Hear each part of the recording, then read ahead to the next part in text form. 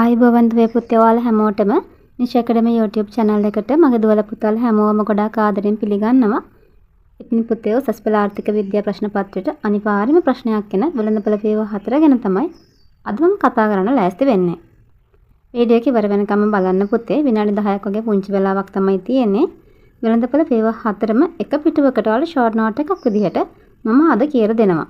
විශේෂයෙන්ම 2025 උසස් පෙළ ලියන මගේ දුවලා පුතාලට මේ වීඩියෝ එක ගොඩාක් වැදගත් වෙයි. අනිත් මගේ දුවලා පුතාලටත් වැදගත් වෙනවා. ඉතින් අපි යමු වීඩියෝ එකට.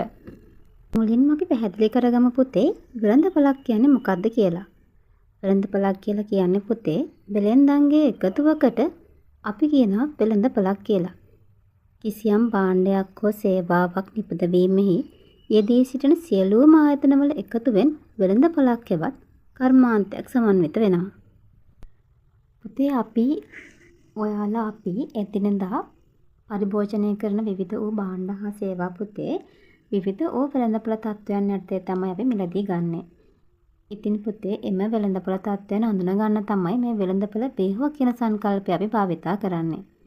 ප්‍රායෝගික ලෝකයේ පුතේ විවිධ වූ වෙළඳපොළ වේහුවයන් පවතිනවා. මේ වෙළඳපොළ වේහුවයන් විවිධ වෙන්න පුතේ කරුණු ගොඩක් බලපානවා. ඒ අතරින් ප්‍රධාන කරුණු කිහිපයක් අපි අඳුනගමු.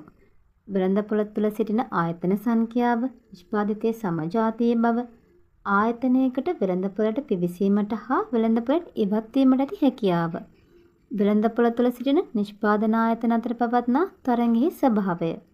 මෙන්න මේ කියන කරුණු කාරණා මත පදනම්ව පුතේ වෙළඳපොළ වේහුව 4කට අපිට වර්ග කරගන්න පුළුවන්. පූර්ණ තරඟය, ඒකාධිකාරී තරඟය, කතිපය අධිකාරය සහ ඒකාධිකාරය විදිහට. ඔයාලා පුතේ මතක තියාගන්නකොට මෙන්න මේ පිළිවෙලටම මතක තියාගන්න. පූර්ණ තරඟය සහ ඒකාධිකාරී තරඟය. පූර්ණ තරඟයත් ඒකාධිකාරී තරඟයත් කියන මේ තරඟය කියලා ඉවර වෙන දෙක තියෙනවනේ. අන්න ඒ දෙක එක පැත්තකටත් ඒකාධිකාරයේ කතිපය අධිකාරය කියන දෙක තව පැත්තකටත් වෙන්න පුතේ. ඔයාලා මෙන්න මේ පිළිවෙලට මේ අනුපිළිවෙලට මතක තියාගන්න. එතකොට ඔයාලට ගොඩාක් ලේසියෙන් මේ ලක්ෂණ ටික මතක තියාගන්න පුළුවන්. මේ වෙළඳපොළ වේහුවයන් වල තියෙන වෙනස්කම් ටික පැහැදිලිව ඔයාලට අඳුන ගන්න පුළුවන් වෙනවා. මෙන්න මේ විදිහට ඔයාලා මතක තියාගත්තොත්. පූර්ණ තරඟය, ඒකාධිකාරී තරඟය, කතිපය අධිකාරය සහ ඒකාධිකාරී විදිහට. පුතේ මම වීඩියෝ එකේදී මේ තියරි කොටස් සම්බන්ධයෙන් ගොඩාක් කතා කරන්න බලාපොරොත්තු වෙන්නේ නැහැ පුතේ. මොකද මම මේ වීඩියෝ එක අරගෙන ආවෙම 2025 උසස් පෙළ ආර්ථික විද්‍යාව ලියන මගේ දුවලා පුතාලට තමයි. විශේෂයෙන්ම මේ ෂෝට් නෝට් එක හදලා තියෙන ඒගොල්ලෝ වෙනුවෙන් එයාලට මේ විෂය කරුණු ටික මතක තියාගන්න පහසු වෙන තමයි මේ ෂෝට් නෝට් එක හදලා තියෙන්නේ පුතේ. මොකද ඔයාලට දැනටමත් මේ සම්බන්ධව පුරුදු දැනුමක් ඇති කියලා මම විශ්වාස කරනවා පුතේ. පුතේ දැන් අපි බලමු මේ වෙළඳපොළ වේහුවයන් විවිධ වෙන්න බලපාන ප්‍රධාන ලක්ෂණ කීපයක් එකින් එක අරගෙන අපි බලමු. අපි මුලින්ම ගමු පුතේ ආයතන සංඛ්‍යාව. ආයතන සංඛ්‍යාව ගත්තාම ඔයාලා හොඳට බලන්න පුතේ ආයතන සංඛ්‍යාව පූර්ණ තරඟයේ ඉඳලා ඒකාධිකාරය දිහාවට යනකොට ටික මේ ආයතන සංඛ්‍යාව අඩු වෙනවා. පූර්ණ තරඟයේදී අතිවිශාල ආයතන සංඛ්‍යාවක් ඉන්නවා. ඒකාධිකාරී තරඟයේ පූර්ණ තරඟයේ තරම්ම ගොඩාක් නැති වුණත් අපිට සැලකිය යුතු මට්ටමක ආයතන සංඛ්‍යාවක් ඉන්නවා. ඊළඟට කතිපය අධිකාරියට එන්න. කතිපය අධිකාරියේදී ගණන් කරන්න පුළුවන් 14යි තමයි ඉන්නේ. ඒකාධිකාරියට යනකොට එක ආයතනයක් බවට පත් වෙනවා. ඒක නිසා තමයි පුතේ මං කිව්වේ මෙන්න මේ විදිහට මේ පිළිවෙලටම ඔයගොල්ලෝ මතක තියාගන්න කියලා. මෙහෙම මතක තියාගත්තාම ඔයාලට මේ ලක්ෂණ ඊටම පහසෙන් එකින් එකට මතක තියාගන්න පුළුවන් වෙනවා. අපි දැන් බලමු පුතේ කර්මාන්තයට ප්‍රවේශ වීම කියන ලක්ෂණය දිහාවට. මේක පුතේ කර්මාන්තයට ප්‍රවේශ වීම වගේම කර්මාන්තයෙන් ඉවත් වීම කියන දෙයටත් අදාළයි. හොඳද? පූර්ණ තරඟයේදී පුතේ බාධා රහිතයි. ඒකාධිකාරී තරඟයේදී බාධා රහිතයි. කතිපය අධිකාරයේදී බාධා සහිතයි. ඒකාධිකාරයේත් බාධා සහිතයි. මේ පූර්ණ තරඟය සහ ඒකාධිකාරී තරඟය කියන පුතේ මේ තරඟය කියලා තියෙන දෙකක්. අන්න ඒ දෙකේදී බාධා රහිතයි. කතිපය අධිකාරය සහ ඒකාධිකාරයේදී බාධා සහිතයි. කර්මාන්තයට ප්‍රවේශ වෙන්න පූර්ණ තරඟයේදීත් ඒකාධිකාරී තරඟයේදීත් බාධා නැහැ පුතේ. කිසිම බාධාවකින් තොරව කර්මාන්තයට එන්නත් පුළුවන්, කර්මාන්තයෙන් ඉවත් වෙලා යන්නත් පුළුවන්. කතිපය අධිකාරය සහ ඒකාධිකාරයේදී කර්මාන්තයට ප්‍රවේශ වීමට බාධා තියෙනවා පුතේ. ඔයාලා දන්නවා ඇති මේ කර්මාන්තයේ ප්‍රවේශ වීමට තියෙන බාධා මොනවද කියලා මම මෙතනදී ඒවා දීර්ඝ වශයෙන් කතා කරන්න නැහැ පුතේ. සම්පත්වල ස්වභාවය අනුව දැන් අපි මොනවද විදුලිය එහෙම ගත්තොත් එහෙම විදුලිය දුම්රිය වගේ ගත්තොත් එහෙම ඒ වගේ නීති රීති වගේම සම්පත්වල ස්වභාවය අනුව ඒවට බාධා තියෙනවා. ඒවා චුට්ටක් බලා ගන්න පුතේ. ඒවා සමහරට විභාගයට එන්න පුළුවන්. බොහෝ දුරට එන්න පුළුවන්. නිෂ්පාදිතයේ ස්වභාවය ගත්තම පුතේ පූර්ණ තරංගයේදී සමජාතීය භාණ්ඩ නිෂ්පාදනය කරන්නේ. ඒකාධිකාරයේ ප්‍රභේදනය වෙච්ච භාණ්ඩ. කතිපයාධිකාරයේදී ප්‍රභේදනය වූ හෝ ප්‍රභේදනය නොවූ භාණ්ඩ. ඒකාධිකාරයේදී සුවිශේෂී නිෂ්පාදනයක් තමයි නිෂ්පාදනය කරන්නේ. පූර්ණ තරංගයේදී පුතේ සමජාතීය භාණ්ඩ කියලා කියන්නේ ඔයගොල්ලෝ දන්නවනේ එක වගේ භාණ්ඩ. කොයි වෙළඳපොලින් කොයික ගත්තත් එක වගේ පුතේ. එකම භාණ්ඩ තමයි අපිට ගන්න වෙන්නේ. එහින් ලැබෙන උපයෝගීතාවය එක වගේ. කොයි භාණ්ඩේ කොයි කඩින් මිලදී ගත්තත් එකයි. ඒකාධිකාරය ගත්තාම පුතේ ප්‍රභේදනය වෙච්ච භාණ්ඩ තියෙනවා. ඒ කියන්නේ ඒකේ පොඩි වෙනස්කම් තියෙන්න පුළුවන් පුතේ. එකම සේවය තමයි එකම භාණ්ඩේ හෝ සේවයම තමයි. හැබැයි පොඩි වෙනස්කම් අපිට දකින්න පුළුවන්. කතිපයාධිකාරයේදී පුතේ එක සමජාතීය වෙන්නත් පුළුවන් නැත්නම් ප්‍රභේදනය වෙච්ච ඒවා වෙන්නත් පුළුවන්. හැබැයි ඒකාධිකාරයට යනකොට පුතේ සුවිශේෂී එකක් තමයි අපිට දකින්න පුළුවන් වෙන්නේ. ඒ කියන්නේ වෙන කාටවත්ම නිෂ්පාදනය කරන්න බැරි භාණ්ඩයක් හෝ සේවයක් තමයි ඒකාධිකාරය තුළින් අපිට දැක ගන්න පුළුවන් වෙන්නේ. අපි දැන් කතා කරමු පුතේ ආයතනයක් මුහුණ දෙන එල්ලුම් වක්‍රය ගැන. පූර්ණ තරංගකාරී වෙළඳපොළක ආයතනයක් මුහුණ දෙන එල්ලුම් වක්‍රය පුතේ පූර්ණ නම්‍යයි. ඒකට හේතුව විදිහට අපිට අඳුන ගන්න පුළුවන් වෙන්නේ පූර්ණ තරංගකාරී වෙළඳපොළක ඉන්න ආයතනයක් මිල ගණනයක් විදිහට ක්‍රියා කරන එක. ඒකාධිකාරී තරංග වෙළඳපොළට ගියාම පුතේ පූර්ණ තරංගයේ තරහම පූර්ණ නම්‍ය ස්වභාවයක් නැති වුණත් සාපේක්ෂව නම්‍යතාවෙන් වැඩි එල්ලුම් වක්‍රයකට තමයි ආයතනයකට මුහුණ දෙන්න වෙන්නේ. කතිපයාධිකාරී වෙළඳපොළට ගියාම පුතේ සාපේක්ෂ වශයෙන් අනම්‍ය වෙච්ච එල්ලුම් වක්‍රයකට තමයි මුහුණ දෙන්න වෙන්නේ. ඒකාධිකාරයට ගියාම එකත් පහළට බෑම එල්ලුම් වක්‍රයක් තමයි පුතේ. නමුත් සැලකිය යුතු විදිහට අනම්‍ය ස්වරූපයක් තමයි ගන්නෙ. එතකොට පුතේ හොඳට මතක තියාගන්න ඒකාධිකාරයේත් කතිපයාධිකාරයත් මුහුණ දෙන්නේ අනම්‍ය වෙච්ච එල්ලුම් වක්‍ර දෙකකට.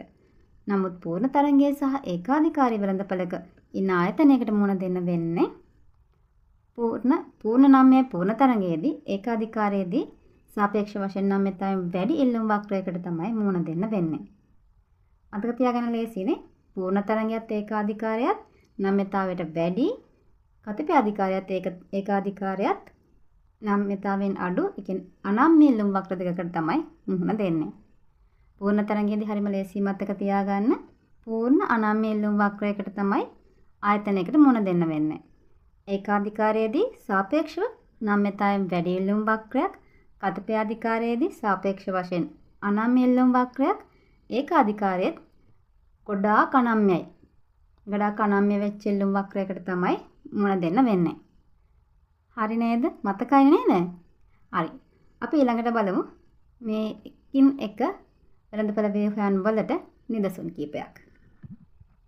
අපි මුලින්ම කතා කරමු පුතේ පූර්ණ තරංගකාරී වෙළඳපොළකට උදාහරණ. වී වෙළඳපොළ, බඩිරංග වෙළඳපොළ, වට්ටක්ක වෙළඳපොළ, කැරට් වෙළඳපොළ, බෝංචි, ලීක්ස් ඒ වගේ වෙළඳපොළවල් පුතේ අපි අඳුන ගන්නවා. බිත්තර වෙළඳපොළ අන්න ඒ වගේ ආසන්න ලක්ෂණ ඇති වෙළඳපොළවල් අපි අඳුන ගන්නවා පුතේ පූර්ණ තරංගකාරී වෙළඳපොළවල් විදිහට. අපි උදාහරණයක් ගමු පුතේ. බඩිරංග වෙළඳපොළ ගන්නකො. බඩිරංග වෙළඳපොළ ගත්තට පස්සේ ඕගොල්ලන්ට ඔය පාරේ යනකොට එනකොට ඕන තරම් බඩිරංග වෙළඳ අඹ වෙනවා ඇති. ඉතින් ඔයාලා මේ කොයි තැනකින් ගත්තත් කොයි වෙළඳකින් ගත්තත් පුතේ බඩිරංග කරලා කරන් කෑවොත් ඉන්න ඔයාලට එකම උපයෝගීතාවයනේ ලැබෙන්නේ. එක වගේමයි නේද? කොහෙන් කෑවත් එක වගේ. බිත්තර ගන්නකො. බිත්තර ගත්තත් කොහෙන් ගත්තත් බිත්තරම තමයි. ආයෙත් බිත්තර වලින් ලැබෙන වෙන උපයෝගීතාවයක් ලැබෙනවද? එක එක බිත්තරෙන් බිත්තරට වෙනස් වෙනවද? නැහැ නේද? ඒ වගේ තමයි පුතේ වී වෙළඳපොළ ගන්න. වී වෙළඳපොළ කොහෙන් වී ගත්තත් එක වගේ. අන්න ඒ වගේ ආසන්න ගති ලක්ෂණ තියෙනවා නම් එකම උපයෝගීතාවය ලැබෙනවා නම් පුතේ අපි කියන මේවා පූර්ණ තරංගකාරී වෙළඳපොළවල් කියලා. ඒ වගේම තමයි ඊළඟට අපි යමු ඒකාධිකාරී තරංගයට. ඒකාධිකාරී තරඟයට උදාහරණ විදිහට අපිට දක්වන්න පුළුවන් පුතේ ආපනශාලා, සිල්ලර කඩ, බාබර් සාප්පු. ඔකට හොඳම උදාහරණයක් තමයි පුතේ බාබර් සාප්පු. ඔයාලා සැලොන් යනවනේ. ගෑනු ළමයි පිරිමි ළමයි ભેදයකින් තොරව ඔයාලා හැමෝම යනවනේ සැලොන් එකකට. ඔයාලටම කියලා විශේෂ වෙච්ච සැලොන් එකක් තියෙනව නේද? මම කොණ්ඩේ කපන්නේ මේ සැලොන් එකෙන් විතරයි. මම අයිබ්‍රෝ ෂේප් කරන්නේ මේ සැලොන් එකෙන් විතරයි. වෙන කට්ටියට සැටිස් නැහැ නේද? ඒ සේවාව සපයන පුද්ගලයාගෙන් පුද්ගලයාට වෙනස් වෙනවා. ඒක නිසා අපි කියන ප්‍රභේදනය වෙලානේ තියෙන්නේ. ඒ වගේ ප්‍රභේදනය වෙච්ච සේවාවන් තමයි සපයන්නේ. අන්න ඒ නිසා ඒ වගේ දේවල් වලට අපි කියනවා පුතේ ඒකාධිකාරී තරඟ වෙළඳපළවල් කියලා. ඊළඟට අපි යමු කතිපයාධිකාරය පැත්තට. කතිපයාධිකාරය විදිහට අපිට ගන්න පුළුවන් පුතේ පුවත්පත්, රූපවාහිනී සේවා, ගෑස්, වාණිජ බැංකු අන්න ඒ වගේ වෙළඳපළවල් අපිට ගන්න පුළුවන් පුතේ කතිපයාධිකාරී වෙළඳපළවල් විදිහට. රූපවාහිනී සේවා ගන්න ප්‍රභේදනය වෙලානේ තියෙන්නේ පුතේ නේද? ඒ වගේම ආයතන තියෙන්නේ 14යි තියෙන්නේ. අපිට කියන්න පුළුවන් මෙන්න මේ රූපවාහිනී සේවා තමයි තියෙන්නේ කියලා. අපිට කියන්න පුළුවන්. ගණන් කරන්න පුළුවන් සංඛ්‍යාවක් තමයි තියෙන්නේ. ගෑස් ගන්නකො. ගෑස් ගත්තට පස්සේ ගෑස් තියෙන සමාගම් දෙකයි. ලාෆ් ගෑස් එකයි, ලිට්‍රෝ ගෑස් එකයි. වාණිජ බැංකු ගත්තාමත් ඒ වගේ. අන්න ඒ වගේ පුතේ 14ක් තියෙන අපිට ගණන් කරන්න පුළුවන් ආයතන සංඛ්‍යාවක් තියෙන. ප්‍රභේදනය වෙච්ච හෝ නොවෙච්ච මේ භාණ්ඩයක් හෝ සේවාවක් සපයන ප්‍රවේශයට බාධා තියෙන ඒ වගේ වෙළඳපළවල් වලට අපි කියනවා පුතේ කතිපයාධිකාරී වෙළඳපළවල් කියලා. ඊළඟට ගන්න පුතේ ඒකාධිකාරී. ඒකාධිකාරී වෙළඳපළකට උදාහරණ විදිහට අපිට පුතේ පෙන්වලා දෙන්න පුළුවන් දුම්රිය සේවය, ජල සම්පාදනය, විදුලි බල සැපයීම වගේ දේවල්. මේවා පුතේ රජය විතරයිනේ සපයන්නේ. වෙන කවුරුත් සපයනවද නැහැනේ. වෙන තරඟකාරී ආයතන ඉන්නවද? නෑ නේද? එතකොට එක ආයතනයක් විතරක් සපයන කර්මාන්තයට ප්‍රවේශ වීමට බාධා සහිත සුවිශේෂී භාණ්ඩයක් නිෂ්පාදනය කරන වෙළඳපළට අපි කියනවා පුතේ ඒකාධිකාරී වෙළඳපළක් කියලා. පූර්ණ තරඟයට වඩා සාපේක්ෂවම වෙනස් පුතේ. මම හිතනවා පුතේ ඔයාලට දැන් මේ ටික තේරෙන්නේ නැති කියලා.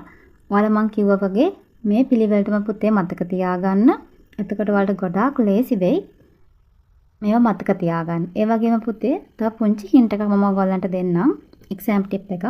ඔයාලට එක්සෑම් එකේදී අහුවොතින් මේ වෙළඳපළවල් ව්‍යුහය ගැන හෝ මොකක් හෝ දෙයක් ගැන මොකක් හෝ දේවල් දෙකක් අතර හෝ කීපයක් අතර හෝ වෙනස්කම් පැහැදිලි කරන්න කියලා ඔයාලට ප්‍රශ්නයක් එනවනම් පුතේ ඔයාලා රචනා වගේ ලියන්න එපා. ඒක බලන කෙනාටත් අමාරුයි පුතේ. ඒ වගේම ඔයාලටත් හරියට කරුණු ගලප ගන්න බැරි වෙනවා. ඒක නිසා ඔයාලා පොයින්ට් විදිහට මෙන්න මේ වගේ කොටස් වලට බෙදලා පැහැදිලිව ලියන්න පුතේ. ඒක ඔයාලට ගොඩාක් ලකුණු ගන්න ලේසි ක්‍රමයක් වෙනවා. මොකද මේ බලන කෙනාට ඉතාම පහසු වෙන ඔයාලගේ පේපර් එක බලන්න පුළුවන් වෙනවා. ඉතින් පුතේ අද දවසට මට යන්න වෙලාව හරි. මම හිතනවා ඔයාලට මේක ගොඩාක් හොඳට තේරෙන්නේ නැති කියලා. ඉතින් පුතේ තේරුණා නම් අනිත් යාළුවන්ට බලන්න මේක ෂෙයා කරන්න, කමෙන්ට්ස් කරන්න ඔයගොල්ලන්ගේ වැදගත් අදහස්. ඒ වගේම subscribe කරලා යන්න පුතේ. එතකොට ඔයගොල්ලන්ට මම වීඩියෝ එකක් දාපු ගමන්ම බලන්න පුළුවන් වෙනවා. එහෙනම් ඔයාලා හැමෝටම ගොඩාක් ස්තුතියි පුතේ. ඊළඟ ඔයාලා හැමෝටම සුබ දවසක්.